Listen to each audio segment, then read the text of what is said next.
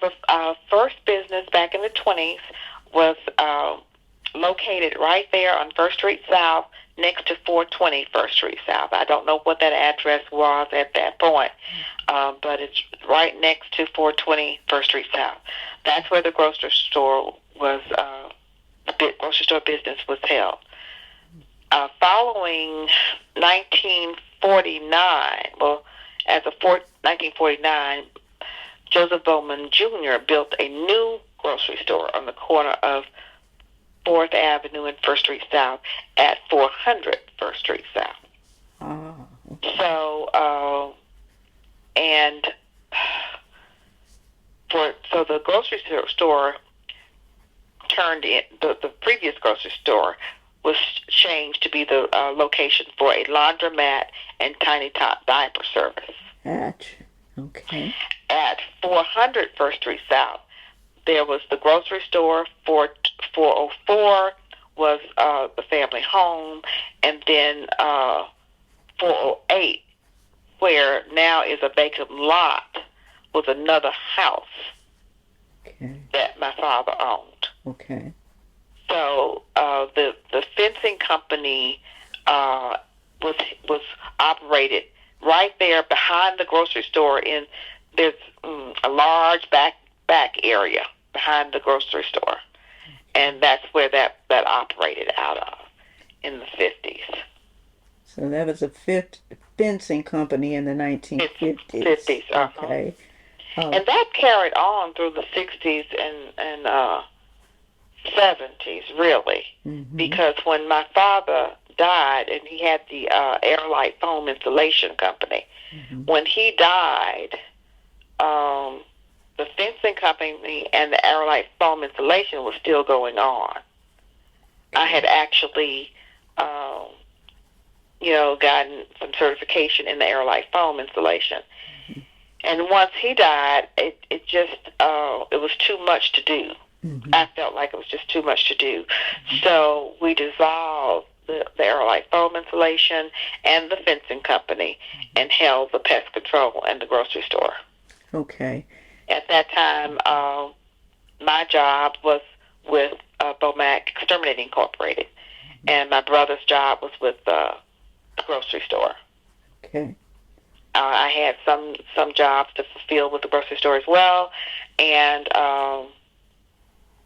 my brother just decided he no longer wanted to work there. So I had to handle everything. Of course, I just bought him out, and so we could keep the businesses going. And in mid-90s, 1994, we had been robbed several times, even robbed when I was carrying my baby son with a gun to my stomach.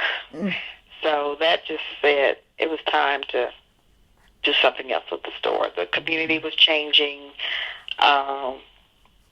It was just not the same as it had been, not as safe as it had been in the past. And I think we were robbed 3 times. And after that 3rd time, I said, that's enough. So I closed the store on 1 month of June in 1994, and in July we had, we leased it.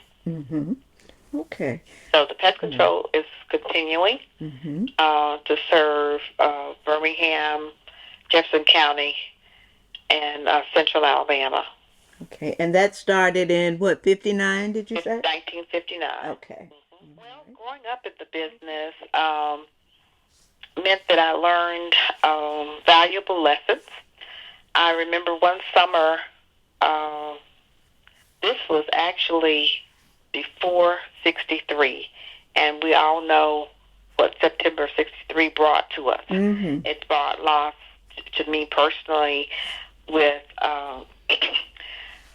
Mr. McNair's daughter, with Mr. Robinson's daughter, and with Carol Wesley. So all 3 of those persons I knew personally. And remember playing dolls. We would play dolls together But I got to, I guess this must have been like 6th grade, and my dad uh, gave me the job of cleaning the shelves and rotating the product. So, in other words, when the product comes in, you want to put the the foods that are expiring up front, and the furthest the expiration dates to the back. So I did. I was working on that, and I said to myself, by the time I had cleaned one shelf, I do not want to do this for a lifetime. Were those businesses strictly family, or did you hire people outside the family to help? Oh, we definitely hired people outside the family. Yes, for the grocery store, we had butchers and we had stocking people. There was India Pettis was a longtime employee of Bowman's Cafeteria who ran the cash register. And we had people to deliver groceries as well. I don't know if you remember Maceo Jennings. He worked there at the grocery store.